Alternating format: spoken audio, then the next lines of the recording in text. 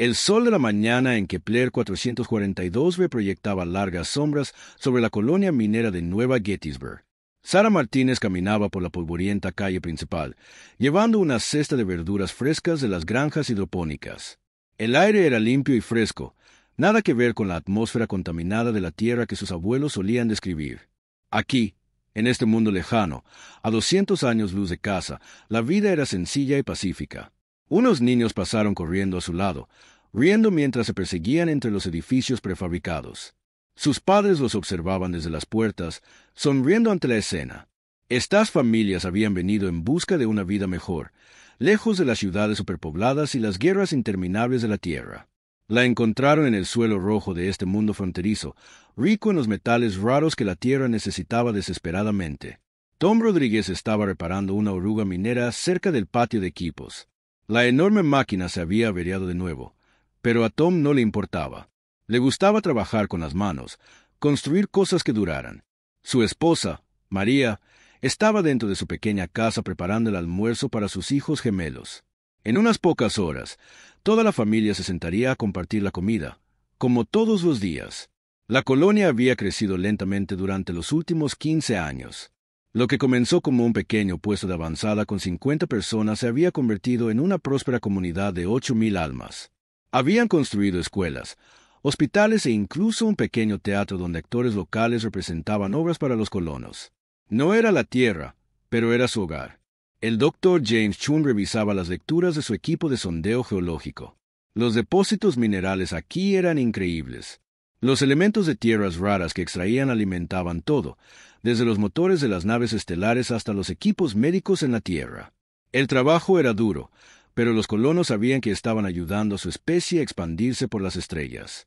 Cada tonelada de mineral que enviaban a casa significaba que otra familia podía dejar atrás los problemas de la Tierra. El centro de comunicaciones bullía de actividad como de costumbre. Emily Washington, la oficial jefe de comunicaciones de la colonia, monitoreaba el relé cuántico que conectaba Nueva Gettysburg con la Tierra.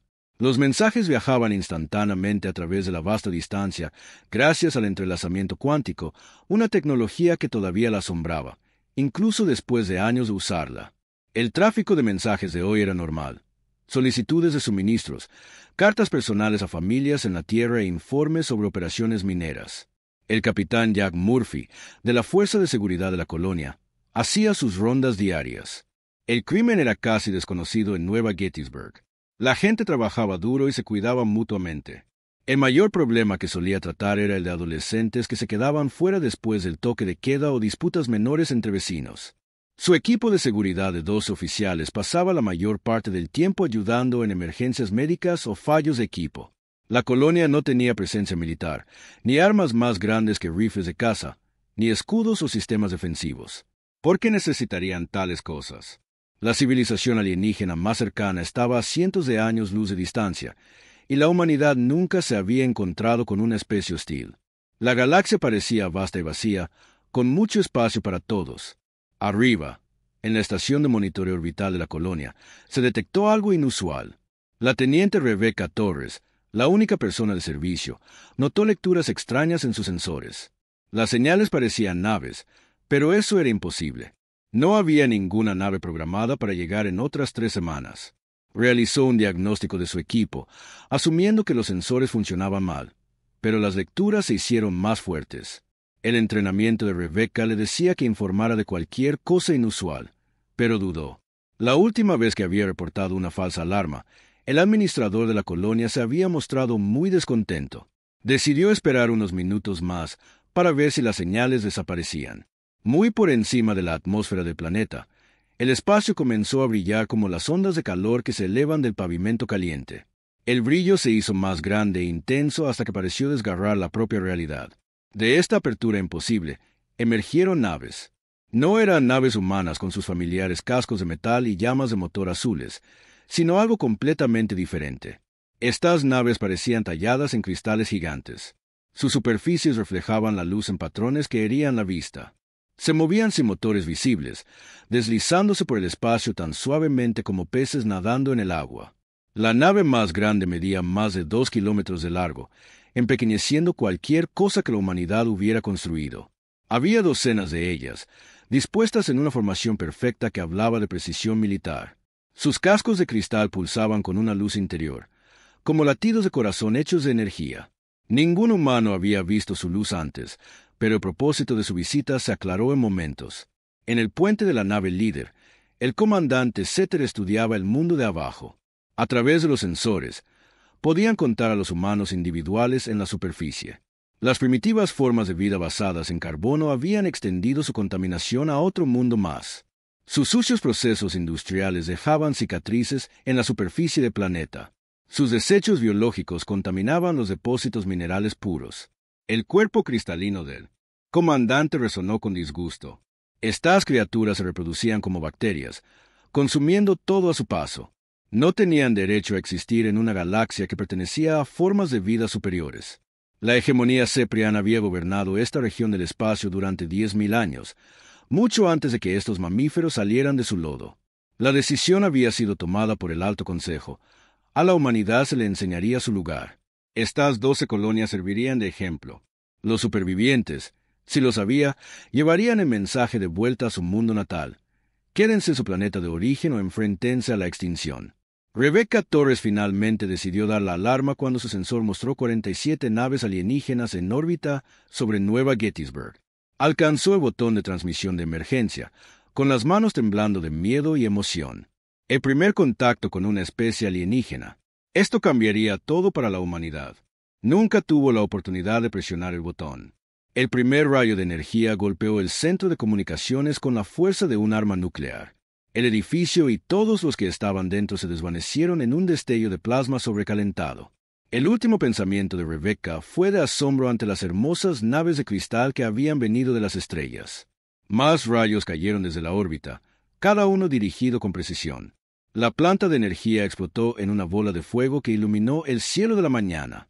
El equipo minero se derritió hasta convertirse en escoria. El hospital donde la doctora Susan Park estaba tratando el brazo roto de un niño se convirtió en un cráter lleno de vidrio brillante. Sara Martínez soltó su cesta y corrió hacia su casa, gritando los nombres de sus hijos. Las verduras se esparcieron por la calle mientras los edificios explotaban a su alrededor. El aire se llenó de humo y de los gritos de los moribundos. Logró avanzar 3 manzanas antes de que el bombardeo orbital convirtiera su vecindario en un mar de llamas. Tom Rodríguez levantó la vista de su oruga minera averiada para ver la muerte cayendo del cielo. Apenas tuvo tiempo de susurrar el nombre de su esposa antes de que el rayo de energía lo encontrara. La oruga, que le había llevado horas reparar, se convirtió en un charco de metal fundido en segundos. En toda Nueva Gettysburg, las familias fueron destrozadas en instantes. Los niños que habían estado jugando en las calles desaparecieron. Los padres que preparaban el almuerzo nunca volvieron a ver a sus familias. 8.000 personas que habían venido a las estrellas en busca de una vida mejor solo encontraron fuego y muerte. El bombardeo continuó durante 6 horas. Las naves alienígenas trabajaron metódicamente, asegurándose de que nada más grande que un guijarro quedara del asentamiento humano. Barrieron la superficie del planeta, borrando todo rastro de que la humanidad hubiera puesto un pie en este mundo. Cuando terminó, Kepler 442b se veía exactamente como antes de que llegaran los primeros colonos humanos. La única diferencia era una gran mancha de vidrio perfectamente liso donde una vez estuvo Nueva Gettysburg. Los depósitos minerales permanecieron intactos, listos para una minería adecuada por parte de una especie superior. En todo el espacio humano, ataques similares ocurrían simultáneamente. 12 colonias, 2 millones de personas aniquiladas en un solo día. Los alienígenas habían planeado su ataque a la perfección, golpeando múltiples objetivos a la vez para evitar que se enviara ninguna advertencia. Pero habían cometido un error crucial. Dejaron que el relé cuántico de una colonia transmitiera el tiempo suficiente para enviar un único mensaje a través de la galaxia. 4 palabras que lo cambiarían todo. Estamos bajo ataque. El mensaje llegó a la Tierra 3 días después de los ataques. 4 simples palabras transportadas a través de la galaxia por un relé cuántico. Estamos bajo ataque. Luego, el silencio. Un silencio completo y terrible desde 12 colonias humanas que habían sido el hogar de 2 millones de personas. La presidenta Elena Vázquez estaba en el centro de mando de emergencia bajo Ginebra, mirando la pantalla holográfica que mostraba las ubicaciones de las colonias destruidas. Puntos rojos marcaban donde habían existido prósperos asentamientos humanos apenas unos días antes. Ahora, esos puntos rojos no representaban más que espacio vacío y escombros flotantes. El general Marcus Stone le puso una mano en el hombro. Señora, tenemos que tomar una decisión. Las otras colonias piden instrucciones. Están asustadas. Elena asintió lentamente. Había sido presidenta durante 6 años, lidiando con disputas comerciales y asignación de recursos. Nada la había preparado para este momento. Nada podría haber preparado a ningún líder humano para el primer genocidio cometido contra su especie por alienígenas. Comuníqueme con la almirante Chun, dijo en voz baja, y convoque una sesión de emergencia del Consejo de Defensa. Todos los miembros, todas las naciones. Ahora mismo. En toda la Tierra, la noticia se extendió como la pólvora.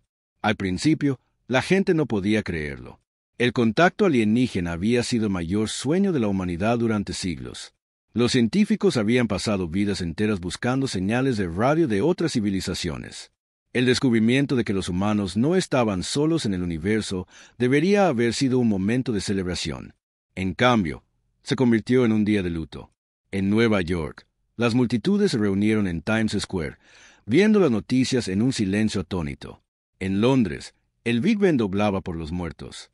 En Tokio, millones de personas encendieron velas y las colocaron en las ventanas, creando ríos de luz por toda la ciudad. Toda la raza humana lloraba unida por los familiares que nunca volverían a ver. Pero el duelo fue solo la primera emoción. A medida que pasaban las horas y la realidad se asentaba, algo más comenzó a crecer en los corazones y mentes de la humanidad. Algo más oscuro y peligroso que la tristeza. La ira. La almirante Sarah Chun recibió la llamada mientras revisaba los despliegues de la flota en el Comando Luna. Había pasado 30 años en la Armada Espacial luchando contra piratas y rebeldes que amenazaban las rutas de navegación humanas. Pensó que había visto lo peor que los seres inteligentes podían hacerse unos a otros. Estaba equivocada. 2 millones de civiles, le dijo a su ayudante, el teniente comandante Park. Niños, familias, gente que nunca hizo daño a nadie, aniquilados sin previo aviso, sin piedad, sin siquiera la oportunidad de rendirse. Park había servido bajo las órdenes de Chun durante 8 años. Nunca había visto a su comandante mostrar este tipo de furia fría antes. Su voz era firme, pero sus manos temblaban mientras leía los informes de las colonias destruidas. Almirante, la presidenta quiere hablar con usted personalmente. Canal seguro. Chun caminó hacia su oficina privada y activó el comunicador cuántico. La presidenta Vázquez apareció en la pantalla, su rostro demacrado por el agotamiento y el dolor. Sara, necesito tu evaluación honesta. Podemos defender nuestras colonias restantes. Chun estudió las pantallas tácticas que rodeaban su escritorio. La humanidad se había extendido por 47 sistemas estelares en el último siglo. Su armada consistía en naves de patrulla y cargueros diseñados para el mantenimiento de la paz y la protección del comercio. Nada construido para una guerra real. Con nuestra flota actual, no, señora. Tenemos buenas naves y tripulaciones valientes, pero no estamos equipados para este tipo de lucha. Nuestras armas están hechas para piratas y contrabandistas, no para naves de guerra alienígenas que pueden destruir planetas enteros. Entonces, ¿qué recomiendas? Chun guardó silencio por un largo momento. Cuando habló, su voz llevaba el peso de una decisión que cambiaría la historia humana para siempre. Les daremos exactamente lo que querían, señora. Querían ver qué hacen los humanos cuando estamos acorralados. Querían enseñarnos nuestro lugar en la galaxia. Yo digo que les mostremos ambas cosas. La sesión de emergencia del Consejo de Defensa de la Tierra Unida comenzó 6 horas después.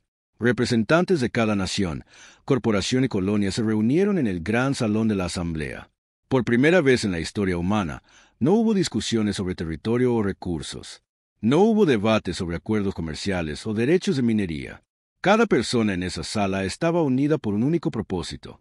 El secretario general Williams dio inicio a la sesión. Damas y caballeros, nos enfrentamos a una crisis sin precedentes. Una civilización alienígena ha cometido actos de guerra contra asentamientos humanos pacíficos. La pregunta que tenemos ante nosotros es simple. ¿Cómo respondemos?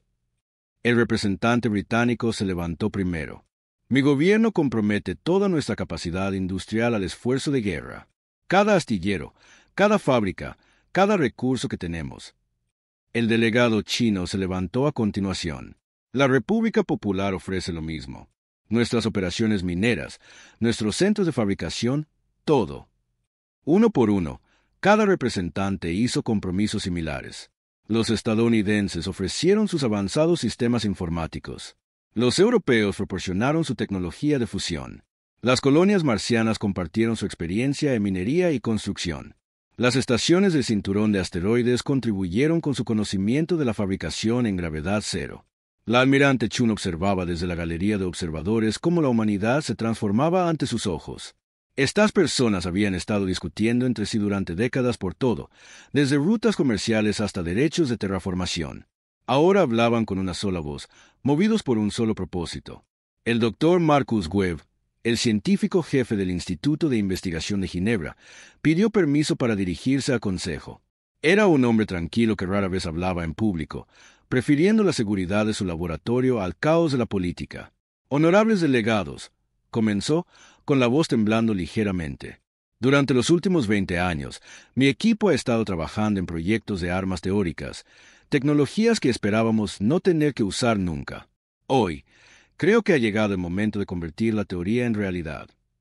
Activó un proyector holográfico, mostrando diseños que parecían más ciencia ficción que planos reales, naves que curvaban el espacio a su alrededor, armas que podían encender estrellas, blindajes que existían en múltiples dimensiones a la vez. Lo llamamos Proyecto Ragnarok. Continuó Webb. El fin de los mundos. Estas tecnologías requieren recursos y capacidades de fabricación más allá de cualquier cosa que hayamos intentado. Pero con el poderío industrial combinado de todos los mundos humanos trabajando juntos. La presidenta Vázquez se inclinó en su silla. ¿Cuánto tiempo llevaría? 18 meses para los primeros prototipos. 2 años para un despliegue completo. Pero, señora, estas armas nos cambiarán. Una vez que las construyamos, no habrá vuelta atrás a la especie pacífica que éramos antes. El salón quedó en silencio. Cada persona entendió lo que Webb estaba diciendo. La humanidad se encontraba en una encrucijada. Podían elegir seguir siendo la misma especie que había construido colonias pacíficas entre las estrellas, aceptando su destino como víctimas de la agresión alienígena, o podían convertirse en algo completamente diferente. La almirante Chun se levantó y pidió permiso para hablar. Sus palabras serían recordadas por generaciones. Hace 3 días, supimos que no estamos solos en la galaxia. También supimos que hay especies ahí fuera que nos ven como nada más que insectos que deben ser exterminados. Mataron a nuestros hijos mientras dormían. Quemaron nuestros hogares y lo llamaron justicia. Querían enseñarnos nuestro lugar en el universo. Hizo una pausa, mirando alrededor de la sala los rostros de los líderes de la humanidad. Yo digo que les enseñemos algo a cambio. Digo que les mostremos lo que sucede cuando acorralas a una especie que ha sobrevivido a edades de hielo, impactos de asteroides y guerras mundiales. Una especie que nunca se ha echado atrás en una pelea, sin importar cuán imposibles fueran las probabilidades. Los aplausos comenzaron lentamente, solo unas pocas personas aplaudiendo. Luego crecieron, extendiéndose por la asamblea como un reguero de pólvora. Pronto, cada persona en la sala estaba de pie, aclamando y golpeando el suelo con los pies. El sonido resonó por el edificio y salió a las calles, donde multitudes de personas se unieron sin siquiera saber por qué. La presidenta Vázquez convocó a una votación formal. La resolución era simple: autorizar el proyecto Ragnarok y comprometer todos los recursos de la civilización humana para su finalización. El voto fue unánime. Ni una sola voz disidente. Mientras los delegados salían para comenzar la mayor movilización de la historia humana, la almirante Chun se quedó atrás con la presidenta Vázquez y el doctor Webb. Los 3 se quedaron mirando las pantallas holográficas que mostraban los diseños de las naves alienígenas que habían destruido las colonias. Cometieron un error, dijo Chun en voz baja. Dejaron que uno de nuestros relés cuánticos transmitiera el tiempo suficiente para enviar un mensaje. Querían que los supervivientes llevaran la noticia a la Tierra para sembrar el miedo entre nuestra gente. En cambio, nos dieron algo más, añadió Vázquez. Webb asintió, comprendiendo. Nos dieron un objetivo. Ahora sabemos que existen. Sabemos que se les puede encontrar. Y pronto tendremos las herramientas para encontrarlos. En todo el espacio humano, comenzó la gran transformación. Cada astillero que había construido cargueros comenzó a construir naves de guerra. Cada fábrica que había hecho bienes de consumo pasó a producir armas. Cada operación minera que había extraído materiales para fines pacíficos ahora alimentaba el hambre de la máquina de guerra. Pero el cambio más importante no estaba en las fábricas o los astilleros. Estaba en los corazones y las mentes de la propia humanidad. Una especie que había pasado siglos alcanzando las estrellas en son de paz estaba aprendiendo a alcanzarlas en son de guerra. Los alienígenas habían querido mostrar a los humanos su lugar en la galaxia. Pronto descubrirían que el lugar de la humanidad estaba donde ellos eligieran ponerlo. 18 meses después de los ataques, el doctor Marcus Webb se encontraba en el astillero oculto en el lado oscuro de la Luna, observando cómo tomaba forma el mayor logro de la humanidad. La bahía de construcción era más grande que cualquier edificio en la Tierra, excavada profundamente en la superficie de la Luna y oculta de los ojos alienígenas por capas de roca y acero. Dentro de la bahía, la primera nave de guerra clase Titán crecía como una montaña de metal. Con 3 kilómetros de largo y medio kilómetro de ancho, la nave empequeñecía cualquier cosa que los humanos hubieran construido antes. Su casco no estaba hecho de acero ordinario o titanio, sino de un nuevo material que el equipo del Dr. Webb llamaba acero de fase, un metal que podía existir en el espacio normal o cambiar a dimensiones cuánticas, haciéndolo casi imposible de destruir. ¿Cómo van las pruebas de la interfaz neuronal?, preguntó Webb a la doctora Elena Rodríguez, su ingeniera principal en el proyecto de transferencia de conciencia. Elena se secó el sudor de la frente. Llevaba 16 horas seguidas trabajando, probando los sistemas que permitirían que una mente humana se fusionara con los ordenadores de la nave. Los voluntarios se están adaptando mejor de lo que esperábamos. El cerebro humano parece naturalmente adecuado para este tipo de conexión. Es como si estuviéramos destinados a convertirnos en uno con nuestras máquinas. Webb asintió, pero sintió un escalofrío. La tecnología que estaban creando era increíble, pero cambiaba a las personas. Los pilotos de prueba que se habían conectado con los sistemas prototipo eran diferentes después. Más tranquilos, más centrados, pero también de alguna manera menos humanos. Hablaban del espacio y el tiempo de maneras que la gente común no podía entender. ¿Alguna noticia del almirante Chun?, preguntó Elena. Estará aquí mañana para la primera prueba completa. La presidenta quiere ver lo que 18 meses y los recursos de 47 sistemas estelares han producido. En todo el espacio humano, proyectos de construcción similares estaban a punto de completarse. Las estaciones mineras de asteroides se habían convertido en fábricas de armas, produciendo dispositivos que desafiaban las leyes de la física. Las colonias marcianas se habían convertido en campos de prueba para nuevos sistemas de blindaje que podían detener rayos de energía capaces de destruir planetas. Cada mundo humano contribuyó con algo al proyecto Ragnarok. La almirante Sarah Chun llegó a la base Luna la mañana siguiente, acompañada por la presidenta Vázquez y un pequeño grupo de observadores militares. Chun había envejecido en el último año y medio. Su cabello ahora era completamente gris, y las líneas de estrés marcaban su rostro. El peso de comandar la respuesta de la humanidad al genocidio la había cambiado, al igual que el esfuerzo de guerra había cambiado a toda su especie. «Muéstreme lo que hemos construido», dijo simplemente. El Dr. Webb guió al grupo a través del astillero, explicando las tecnologías que una vez solo existieron en teoría. Los reactores de fusión que ardían más que las estrellas. Los sistemas de manipulación de la gravedad que podían crear agujeros negros artificiales. Los torpedos cuánticos que podían alcanzar objetivos en dimensiones paralelas. Esta es la cámara de la interfaz neuronal, explicó Webb mientras entraban en una sala esférica llena de cables brillantes y equipos de monitoreo. El capitán de la nave no solo da órdenes al ordenador, se convierte en parte de la nave misma. Su conciencia se fusiona con la inteligencia artificial, creando algo más grande que el humano o la máquina por sí solos. La presidenta Vázquez estudió la silla de la interfaz con evidente preocupación. ¿Qué le sucede a la persona que usa este sistema? Sigue siendo humana, dijo Webb con cuidado, pero también se convierte en algo más. Los pilotos de prueba lo describen como ser capaz de pensar a la velocidad de la luz, de sentir el movimiento de los planetas, de entender el espacio y el tiempo de maneras que las palabras no pueden expresar. ¿Siguen siendo leales a la humanidad?, preguntó la almirante Chun. Elena respondió esta vez. Más leales que nunca, almirante. La interfaz no cambia sus emociones ni su sentido del deber. Los potencia. Un humano conectado a estos sistemas no solo lucha por la humanidad, se convierte en la encarnación viviente de la voluntad humana. Chun se acercó a la silla de la interfaz y puso su mano en su superficie lisa. Quiero ser la primera en probar el sistema completo. Almirante, aún no conocemos todos los efectos a largo plazo, protestó Webb. La conexión neuronal es permanente. Una vez que se vincule con la nave, nunca volverá a estar completamente separada de ella. Bien, respondió Chun con frialdad. Quiero sentir a esas naves alienígenas morir. Quiero que su destrucción se convierta en parte de mi alma. La prueba se programó para la semana siguiente.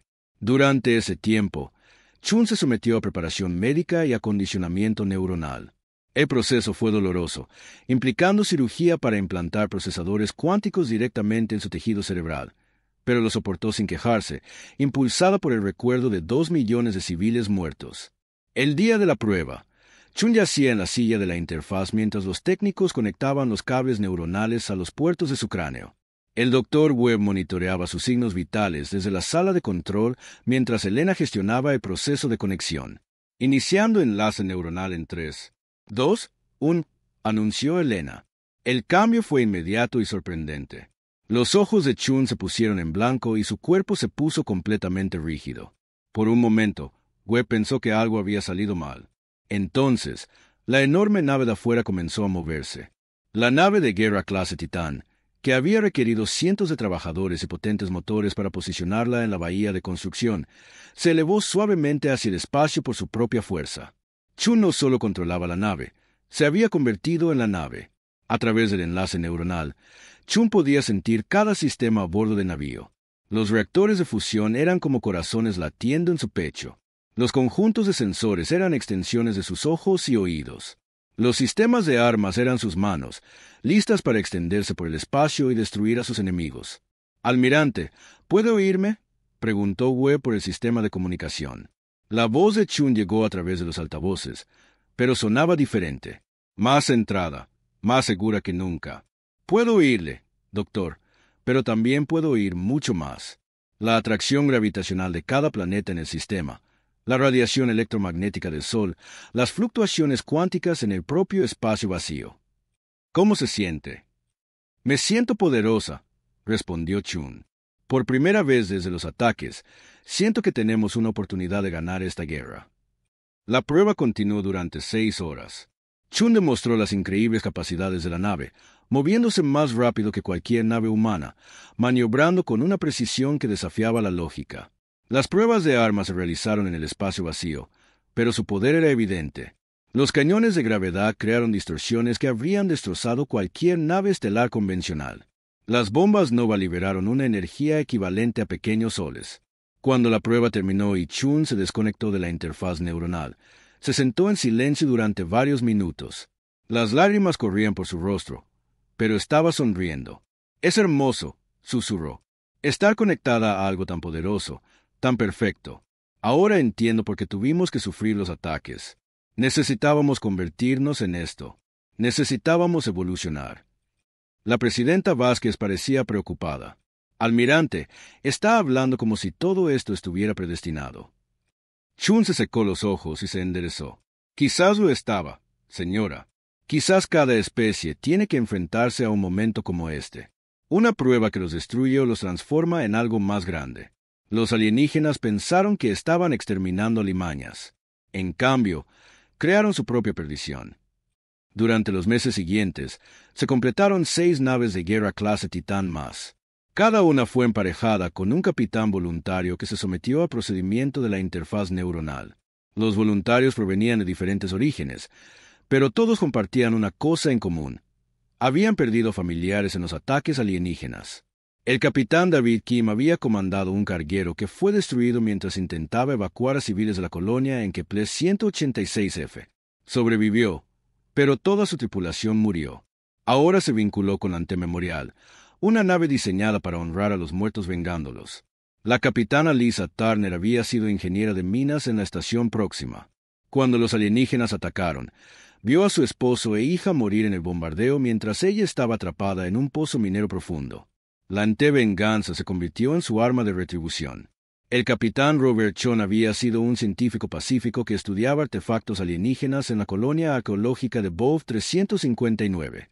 Los alienígenas destruyeron el trabajo de su vida junto con todos sus seres queridos. La anteretribución le dio el poder de contraatacar. Cada capitán aportó su propio dolor y furia a la interfaz neuronal. Las naves se convirtieron en extensiones del duelo humano transformado en instrumentos de guerra. Pero también eran algo más. La combinación de la emoción humana y la inteligencia artificial creó seres que pensaban y luchaban de maneras que ninguna especie en la galaxia había visto jamás. Mientras la flota se preparaba para su primera misión, la almirante Chun estaba en la cubierta de observación de la base Luna, observando las 7 naves Titán suspendidas en el espacio como gigantes dormidos. Parecían pacíficas, pero ella sabía de lo que eran capaces. Había sentido su poder fluyendo a través de su propia mente. Los alienígenas querían mostrarnos nuestro lugar en la galaxia. Le dijo al Dr. Webb que se había unido a ella en la ventana de observación. Pensaron que éramos débiles porque éramos pacíficos. Confundieron nuestra amabilidad con cobardía. ¿Y ahora?, preguntó Webb. Chun sonrió, pero no había calidez en su sonrisa. Ahora van a aprender de lo que los humanos son realmente capaces cuando alguien amenaza a nuestros hijos. Van a descubrir que algunas especies son demasiado peligrosas para provocarlas. Las 7 naves Titán comenzaron a moverse en formación perfecta, sus cascos de acero de fase brillando mientras se preparaban para entrar en el hiperespacio.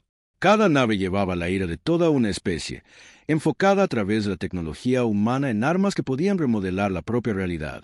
La galaxia estaba a punto de aprender que la verdadera naturaleza de la humanidad había estado oculta todo el tiempo. No eran los exploradores pacíficos que parecían ser.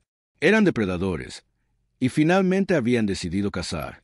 La fortaleza fronteriza cepriana de Centra Prime había vigilado el acceso a su imperio durante 3000 años.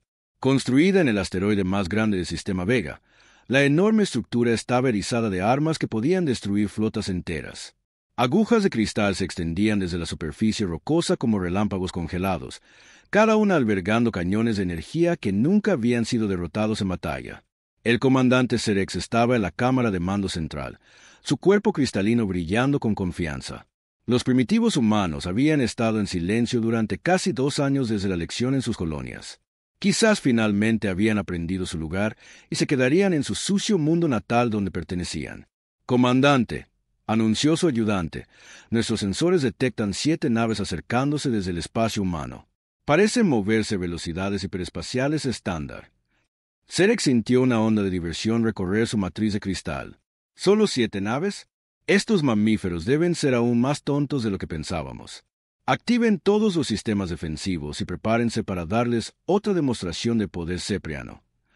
A 20 minutos luz de distancia, la almirante Sarah Chun sintió la fortaleza a través de su enlace neuronal con la antirretribución.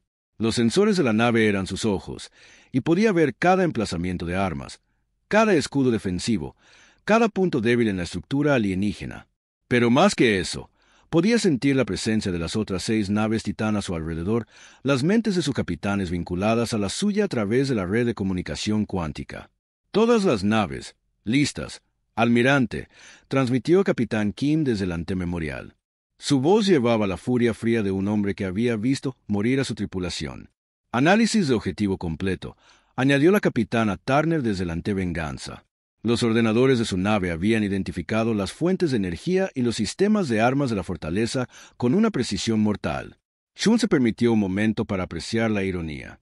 Los alienígenas habían construido su fortaleza para resistir ataques convencionales de naves que seguían las leyes normales de la física. Nunca imaginaron enfrentarse a naves que podían curvar el espacio y el tiempo, controladas por mentes humanas que pensaban más rápido de lo que sus ordenadores podían calcular. Todas las naves comiencen patrón de ataque alfa, ordenó Chun. Muéstrenles cómo es la venganza humana. Las 7 naves Titán salieron del hiperespacio simultáneamente, apareciendo en el espacio normal como fantasmas materializándose desde otra dimensión. Para los sensores ceprianos, parecían imposiblemente pequeñas en comparación con la enorme fortaleza. Cada nave humana medía solo 3 kilómetros de largo, mientras que Centra Prime era del tamaño de una luna pequeña. La fortaleza abrió fuego de inmediato. Cientos de agujas de cristal lanzaron rayos de energía pura que podían resquebrajar planetas. El espacio alrededor de las naves humanas se llenó de luz mortal mientras una potencia de fuego suficiente para destruir un sistema solar se concentraba en 7 objetivos. Los rayos golpearon el espacio vacío. Las naves Titán danzaban a través de la andanada como hojas en una suave brisa. Sus cascos de acero de fase entraban y salían del espacio normal, haciendo que la mayoría de las armas alienígenas pasaran inofensivamente a través de ellas. Cuando un rayo conectaba con materia sólida, el blindaje de la nave absorbía la energía y la canalizaba hacia sus propios sistemas de energía. El comandante Cerex observaba con creciente alarma cómo las armas más poderosas de su fortaleza no lograban ni rasguñar a las naves humanas. «Imposible», susurró. «Ninguna nave puede moverse así. Ningún blindaje puede resistir nuestros cañones de cristal». «Señor», informó su oficial de armas, «las naves humanas están cargando sus propias armas. Las lecturas de energía son sin precedentes». Chun sintió que el momento llegaba como una sinfonía alcanzando su crescendo. A través de su enlace neuronal, podía sentir a sus compañeros capitanes preparando sus ataques. Cada nave había elegido su objetivo basándose en un análisis táctico que se desarrolló en microsegundos, coordinado por la intuición humana y la inteligencia artificial trabajando como una sola. «Fuego», susurró. La Nueva Gettysburg desató primero sus cañones de gravedad. El propio espacio comenzó a gritar mientras singularidades artificiales se formaban alrededor de la fortaleza. La enorme estructura, que había permanecido inmóvil durante milenios, de repente se vio atrapada en fuerzas gravitacionales que retorcían la realidad. Las agujas de cristal se partieron como ramitas mientras el asteroide era arrastrado en direcciones imposibles. La Estación Armonía desplegó sus bombas Nova, estrellas en miniatura que explotaron en ráfagas controladas alrededor de la fortaleza. La liberación de energía fue tan intensa que los asteroides cercanos se vaporizaron instantáneamente. Los escudos de la fortaleza, diseñados para detener armas de energía, fueron inútiles contra ataques que creaban sus propios soles. La nave del capitán Chon, la Retribución, apuntó a la estructura de mando central de la fortaleza con torpedos cuánticos. Las armas no solo viajaban a través del espacio normal. Abrían agujeros entre dimensiones, golpeando sus objetivos desde ángulos indefendibles. En un momento, el centro de mando estaba intacto. Al siguiente, era una nube de escombros en expansión. Las otras naves Titán continuaron el asalto con armas que nunca se habían visto en la Guerra Galáctica. Rayos de partículas que ignoraban escudos y blindajes, buscando la matriz cristalina que formaba los cuerpos ceprianos. Campos de distorsión temporal que ralentizaban a las naves enemigas hasta casi detenerlas mientras las naves humanas se movían a velocidad normal. Rayos disruptores moleculares que simplemente borraban la materia de la existencia. El comandante Cerex sintió que su fortaleza moría a su alrededor. Sistemas que habían funcionado perfectamente durante miles de años fallaban uno por uno. Sus guerreros, criados para la conquista y entrenados desde su nacimiento para luchar, huían aterrorizados de armas que no podían comprender. «Todas las naves, retírense los sistemas interiores», ordenó, con la voz quebrada por la incredulidad. «Adviertan al Alto Consejo. Los humanos se han convertido en algo que no esperábamos». Pero la retirada no era una opción. La almirante Chun había vinculado su conciencia no solo con su propia nave, sino con toda la flota humana. 7 mentes trabajando como una, guiadas por la furia de 2 millones de civiles muertos.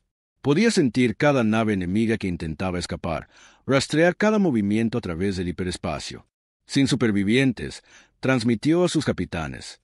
Sin testigos, no hasta que estemos listos para revelarnos a la galaxia. La caza comenzó. La nave del capitán Kim, la Memorial, atrapó a la primera nave cepriana que huía mientras intentaba entrar al hiperespacio.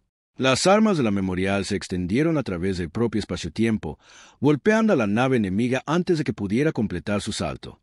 La nave cepriana se desintegró como una estatua de cristal golpeada por un martillo, sus pedazos esparcidos por múltiples dimensiones. La capitana Turner persiguió a un escuadrón de cazas enemigos que pensaron que podían esconderse en el campo de asteroides.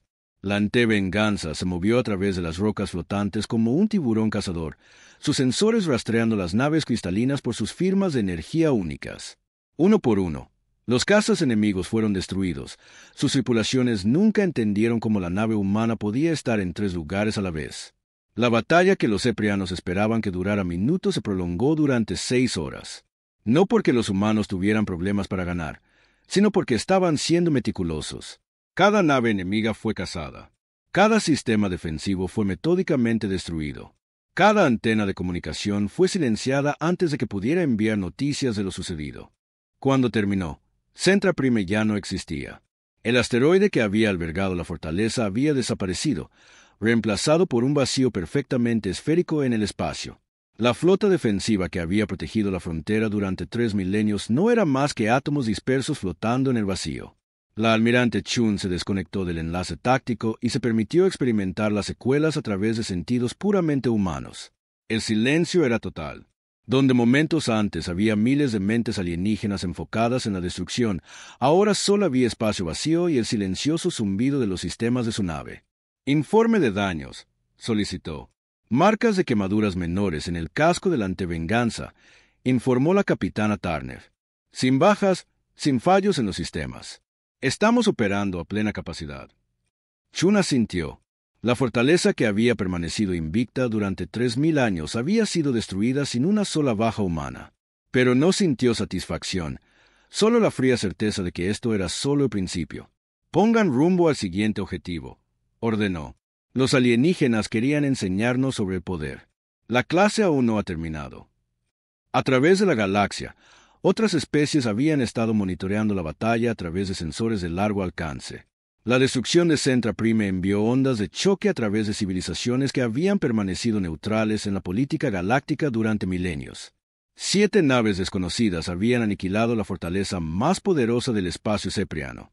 En los archivos del colectivo etéreo, antiguos seres de energía pura comenzaron a acceder a registros que habían estado sellados durante 1 millón de años. Recordaban a otras especies jóvenes que se habían enfrentado a la extinción y habían emergido transformadas. Sabían en qué se estaba convirtiendo la humanidad y comenzaron a temer. En mundos distantes, los embajadores enviaron mensajes urgentes a sus mundos natales. El equilibrio de poder en la galaxia había cambiado. Un nuevo jugador había entrado en el juego y estaba reescribiendo todas las reglas. Pero el Alto Consejo Cepriano se negó a creer los informes. Unas pocas naves primitivas no podían haber destruido su mayor fortaleza. Los informes tenían que ser falsos, quizás causados por un fallo del equipo o interferencia solar.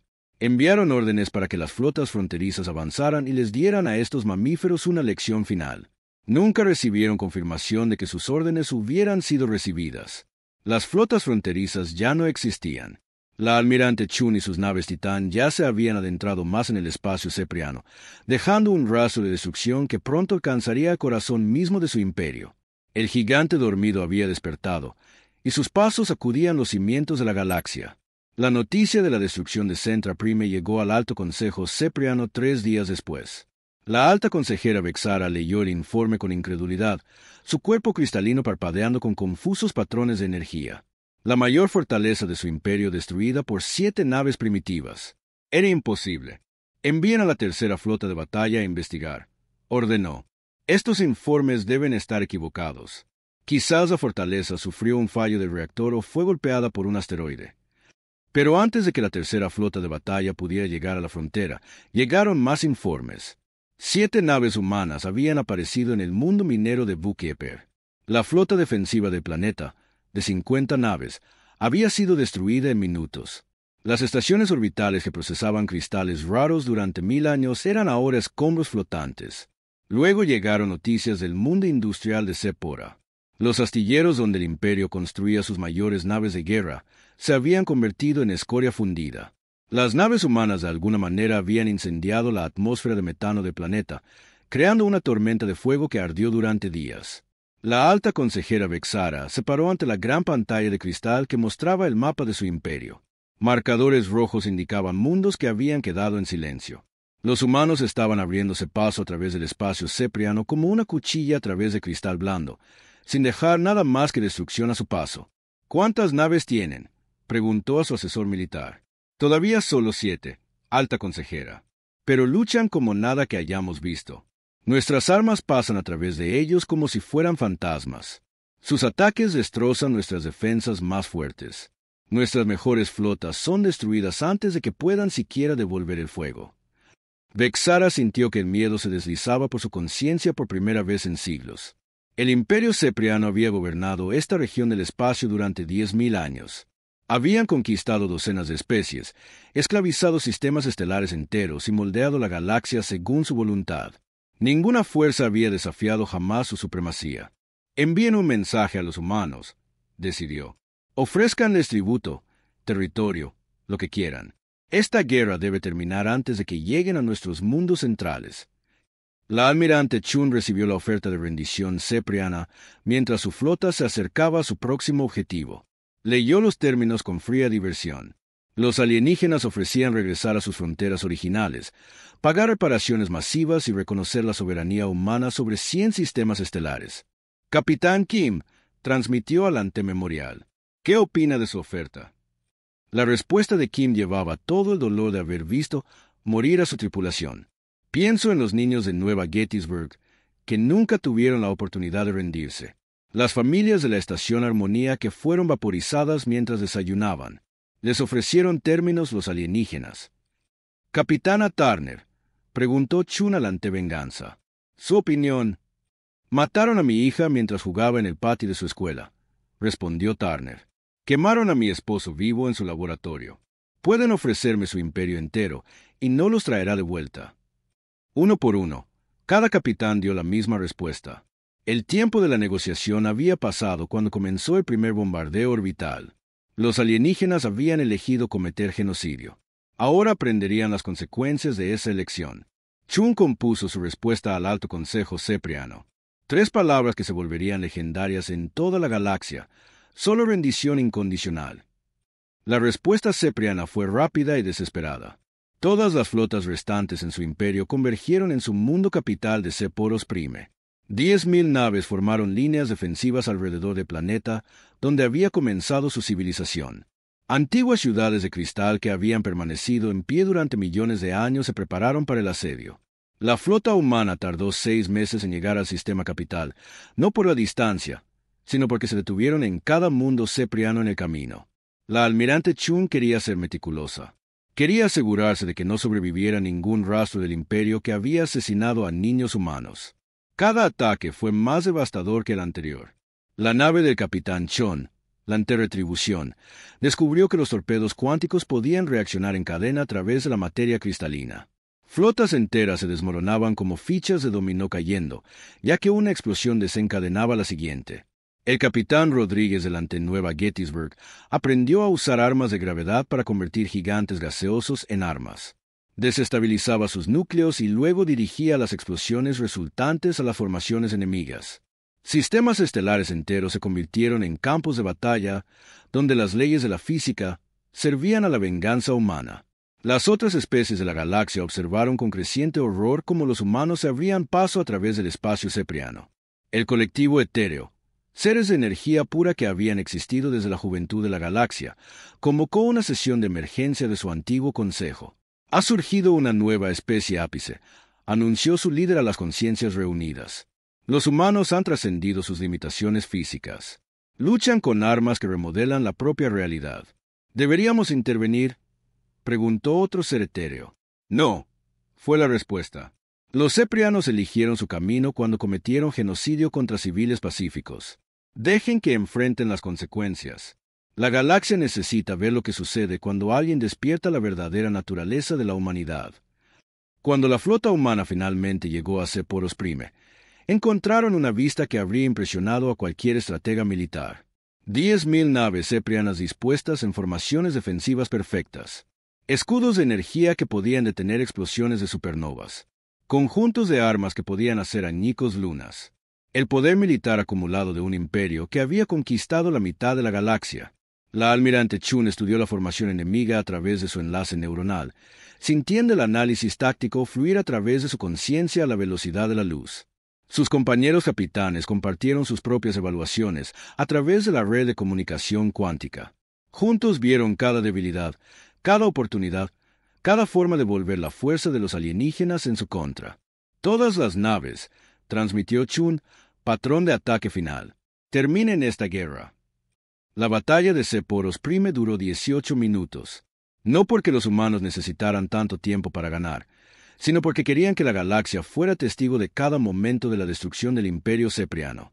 La antememorial golpeó primero, usando armas temporales para ralentizar a la mitad de la flota enemiga, mientras las otras naves se movían a velocidad normal. Miles de naves ceprianas se encontraron atrapadas en cámara lenta, incapaces de maniobrar o devolver el fuego. La antevenganza apuntó a la red de defensa planetaria con rayos disruptores moleculares. Las antiguas ciudades de cristal que habían permanecido en pie durante millones de años simplemente dejaron de existir. Sus átomos se esparcieron por el espacio como polvo cósmico. La anterretribución activó su ancla de realidad, un arma que bloqueaba el espacio-tiempo local en un patrón fijo. Las naves enemigas que intentaron escapar se encontraron incapaces de entrar en el hiperespacio, atrapadas en el espacio normal donde las armas humanas podían alcanzarlas. Una por una, las otras naves titán agregaron su potencia de fuego al asalto. Armas de gravedad que crearon agujeros negros artificiales en medio de las formaciones enemigas. Bombas nova que convirtieron el espacio alrededor de Séporos Prime en un sistema estelar en miniatura. Cañones cuánticos que disparaban hacia atrás en el tiempo, destruyendo naves antes de que supieran que estaban bajo ataque. La flota cepriana, que parecía imposiblemente grande y poderosa, se desintegró como una escultura de cristal golpeada por un martillo. Naves que habían aterrorizado a docenas de especies fueron reducidas a sus átomos componentes. Guerreros que nunca habían conocido la derrota murieron sin entender cómo habían sido vencidos. La alta consejera Vestara observó desde su nave de mando cómo su imperio moría a su alrededor. Las ciudades de cristal de su mundo natal habían desaparecido. Sus flotas estaban destruidas.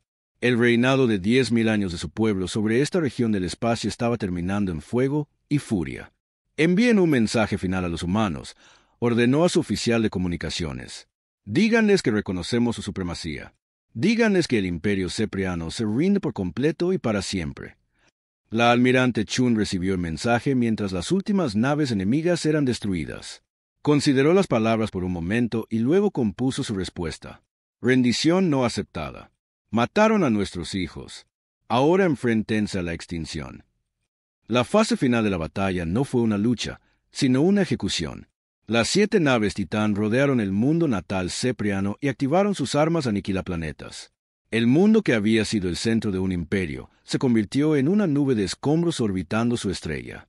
Cuando terminó, la almirante Chun se desconectó de su interfaz neuronal y se sentó en su silla de mando, sintiéndose verdaderamente humana por primera vez en meses. La guerra había terminado. 2 millones de civiles humanos habían sido vengados.